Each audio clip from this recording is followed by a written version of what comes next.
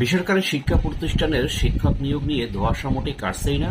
প্রিয় দর্শক শ্রোতা, আজকে আমি এই বিষয়টা নিয়ে আলোচনা করব।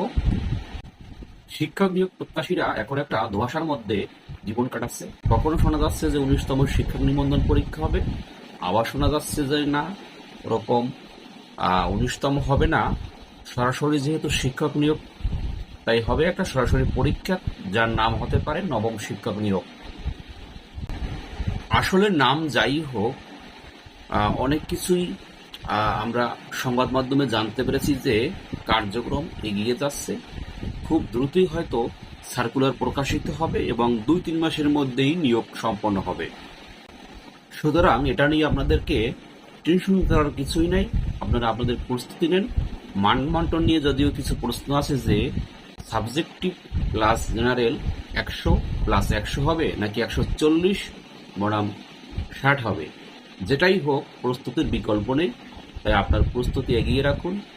আপনার অবশ্যই ভালো কিছু সামনে অপেক্ষা করছে। ধন্যবাদ।